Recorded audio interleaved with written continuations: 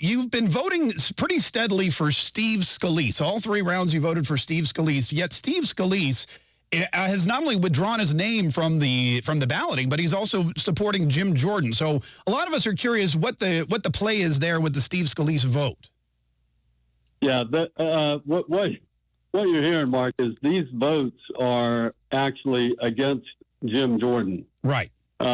Look, but the reason that I'm voting for Steve Scalise is because Steve Scalise beat Jim Jordan in a conference vote in a free and fair election, and Jim Jordan refused to accept the outcome of that election.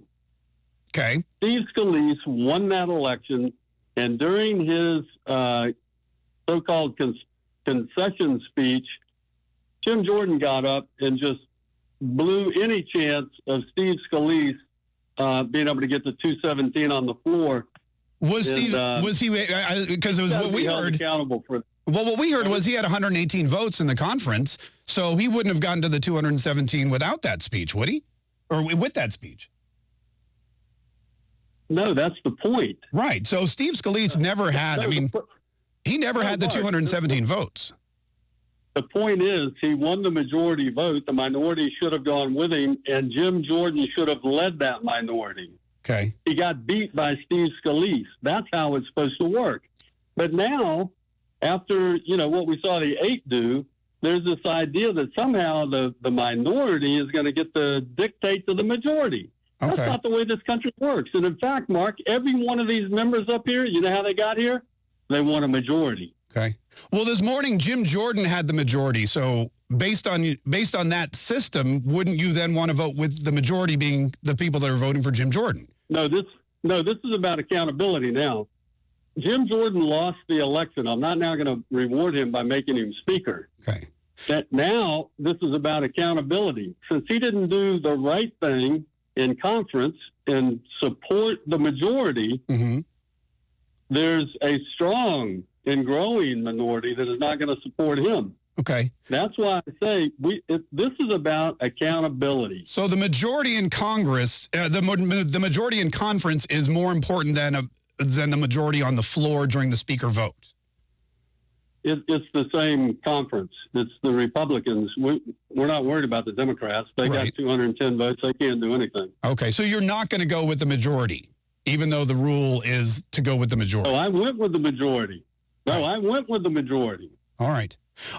So Jim Jordan is the one that refused. Jim Jordan is the one that refused to go with the majority. I cannot abide that. So I'm not going to tolerate, and I'm not going to reward bad behavior. Okay. Have you heard from a lot of your constituents? Because we have here in District 5, we've been getting a lot of phone calls, a lot of emails, and I imagine you have as well. Are a lot of people out there calling you and saying, we don't want Jim Jordan. We want you to teach that guy a lesson because he didn't go with the majority in conference? Or are they telling you, hey, we would like the Congress to get back to work, and we'd like Jim Jordan because, well, he has our same values. What are you hearing from the people? Yeah, well, here's what I'm hearing. I hear from people that want me to support Jim Jordan which is why, Hannah, I really appreciate you all having me on your show. Yeah. Because it gives me a chance to talk to those constituents. Because I can tell you the ones that I text back, my reasoning for my vote and how I got to where I'm at, you know what they tell me? Thanks for your principled leadership, hold strong, keep the faith, those kind of things. So once people, and Mark, I can't tell you how many people have contacted me and said, John, I know there's got to be a reason, but good Lord, can you explain it to me? Because I like Jim Jordan. Yeah. And by the time I explain it to them, they're like, you know what? That makes perfect sense. I'm with you. It's the same explanation you just gave us where he didn't go with the majority in conference, so now you're teaching him a lesson. Yes, that's it. I'm holding him accountable, yes. And this is not just for Jim Jordan, Mark. Who is it for? Discipline and accountability is not just about the individual being held accountable. Right. It's also for all the other members of this conference. Okay. Well, I guess I'm confused. So what was it other than not supporting the majority in conference? That's the only thing he did. Because he has a lot of things that he wants to do as as Speaker. For example, securing the border, investigating Joe Biden, reducing spending, reducing payments to Ukraine. All of those are on his bucket list. Are all those things that you would support the new Speaker taking care of? Well, you say that, but I'm a little confused on why Jim Jordan failed to vote on the stopgap funding bill then that had securing the border, a 30% cut, and a commission to look at the $33 trillion debt. Right. So this is not ideological. This is a leadership issue. This is, honestly, Mark, this is a character issue. It's a character. And I saw a character flaw that night that I cannot reward. Okay. You've, Congressman John Rutherford joining us, by the way, from District 5, voted against Jim Jordan on 3 ballots. I assume we'll then vote against him on the next ballot as well. What is it that you've said to Jim Jordan when because I know he's called you and reached out to you. What conversations have you had with Jim Jordan about the vote and the future vote and him figuring out a way to bridge that gap and get your support?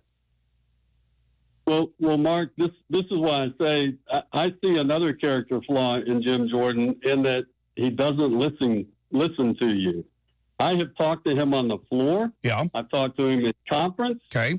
15 of the no's had a meeting with him yesterday. And believe me, there is absolutely no way he walked out of that meeting wondering, will somebody flip? No, he knew exactly how we were going to vote today. And yet he put us through this machination up on the floor at 10 o'clock, another vote, another round. And guess what happened? He only shed votes. Right. He shed more votes. He shed 3 more. And believe me, I've talked to people since then on the floor that if he tries another round, it's going to be even worse for him. But have you talked? He needs to get out of the way and let us do the people's business. So who is the person then that the 15 of you would, because you're voting for Steve Scalise, you got Buck's voting for Emmer. No, Mark, you missed my point. No, I understand. It's a vote against Jim Jordan. I get it. But who is the person you would pick, Congressman? If you got 221 people, Kevin McCarthy's out, Steve Scalise is out, Jim Jordan's out. So who's the consensus candidate that you're asking for? That's who we got to find this weekend. But you must have an idea. Through the weekend, I'm not going to throw any names out because what's going on right now has nothing to do with who's going to be Speaker. It has to do with moving Jim, holding him accountable, and then we'll figure out who the next Speaker should be. So the Speaker of the House vote has nothing to do with choosing the next Speaker? No, because it's not going to be Jim Jordan. Okay. All right, Congressman, you supported Donald Trump. You was in 2024. Do you still support Donald Trump in 2024? You need to follow more closely. I've already endorsed him. I know. That's what I'm just confirming because he's endorsed Jim Jordan twice. So I'm curious, again, if you're supporting Donald Trump and you endorse Donald Trump and he endorses Jim Jordan, why are you guys still so far apart? Because I am voting my conscience on what I saw in the conference. Donald Trump wasn't in that room. He doesn't know the leadership failures that I saw and that I've experienced with Jim and why I can't support him. But I'll bet this. I bet Donald Trump knows I've got a reason. I bet he does. I bet he does. Well, Congressman, we appreciate it. Mark, I got to run. I got to get the conference. Okay. All right. Well, good luck. We appreciate it. And maybe we'll check back with you. Much. Yeah. Maybe we'll check back with you next week if we're still looking for a speaker. He had to run. He had to get to conference.